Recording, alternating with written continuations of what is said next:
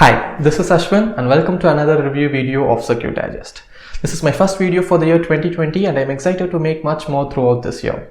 If you're completely new here, let me tell you that we have made a sequence of review videos in which we introduce you to new development boards, explain to you its features and also help you to get started with it. We have already covered quite a few development boards and sensor modules, so do check them out with the link given in the description of this video. Thank you for all your support in the year 2019 and we are hoping for the same in 2020.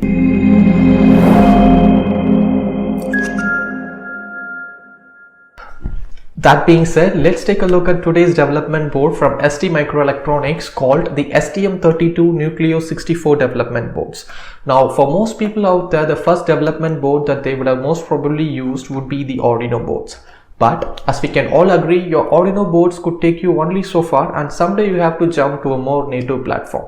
This process can be made a lot easier if you're using these Nucleo boards because it supports all your Arduino shields to help you with the hardware side, and it has a lot of built-in softwares and libraries to help you with the software side as well. So in this video, let's take a detailed look on these Nucleo boards and learn how to use them.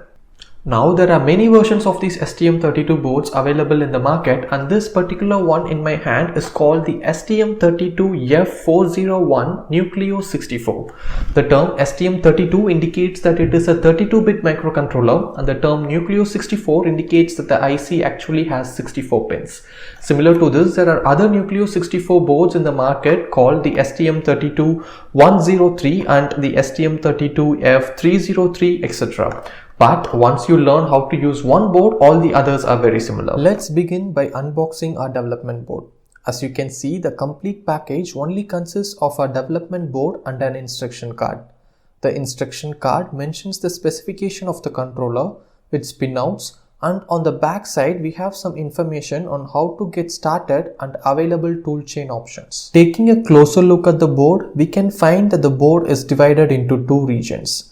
This top section is the ST-Link debugger and programmer, while the bottom section is the actual development board.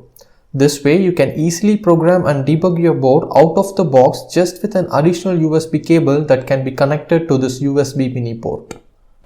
Now on the first look, it might appear that the board has a lot of jumpers and components on top of it, but they are all there to make things easy for us.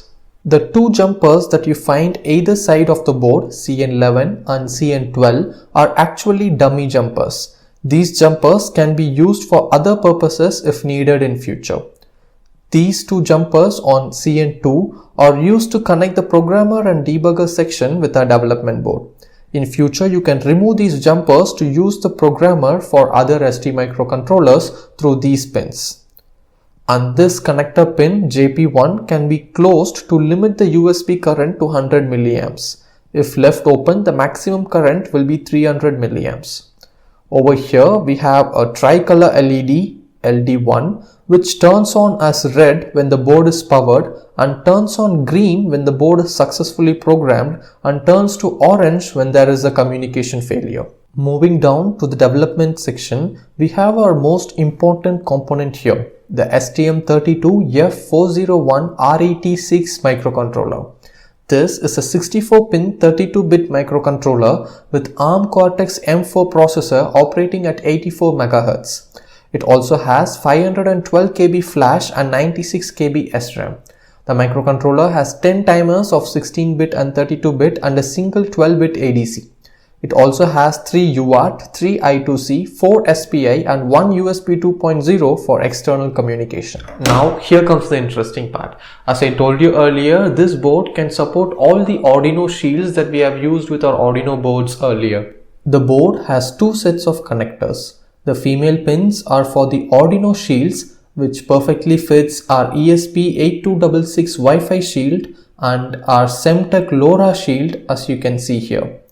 And these other male pins are called the ST Morpho pins, which can be used to utilize the remaining pins on our 64-pin microcontroller. Then we have a reset button over here and a user configurable button that is connected to pin PC13 and an LED over here which is connected to pin D13 just like our Arduino boards. To power the board, we can either use the USB port or directly provide regulated 5 volts to this E5V pin or to this 5 volt pin over here. Remember to change this jumper to indicate how you are powering the board. U5V indicates that the board is powered by USB. We also have another interesting jumper pin here called IDD, which can be used how much current your microcontroller is consuming by connecting an ammeter to these pins. Coming to the software side, this board can be programmed using Kale, IIR Workbench and many other development environments. But the most interesting thing is that it supports the ARM Mbed OS platform and the STM32 Cube environment. In this video, I decided to use the ARM Mbed OS because it is an online tool and I found it to be very interesting because it can not only program your STM boards but also any development board that uses the ARM microcontroller. For those who are new, ARM Mbed is an online development platform provided by ARM itself. It gives you an embedded operating system, cloud services and other security features required to easily create IoT-based embedded solutions. It is a huge open source community and getting in detail about it will require a separate video. But to get started, use a USB mini cable to connect your STM32 development board with your computer. Once powered, you should notice the LD1 and LD3 LEDs light up in red color and the programmable LED LED2 will be blinking in green color like this. You will also notice a new flash drive on your computer called Node F401RE. Open it and you will find two files inside it, namely details.txt and embed.htm. You can launch the embed.htm file to directly start programming your board online using the ARM Mbed platform. Before we get there, make sure you have installed the required drivers. To do that, search for STSW link 009 driver software and download it directly from ST website. Install the driver and make sure your device is correctly discovered in the device manager as shown here. Then get back to the Mbed platform and sign in with your credentials. Click on embed.htm file and you will be greeted with the following page. Scroll down and click on Open Mbed Compiler. As you can see, the compiler has already recognized our platform as Nucleo-64 and is providing us with a lot of basic example programs.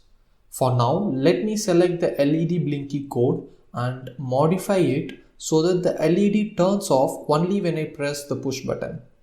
Once the code is ready, you can click on the compile button, which will provide you a bin file. Just copy the bin file and paste it in your flash drive to program your board. You will notice the LD1 LED turning green once the programming is completed. Now press the blue button and you will notice the green LED turning off. Like that, you can try any of the example programs to learn different functionalities of the board.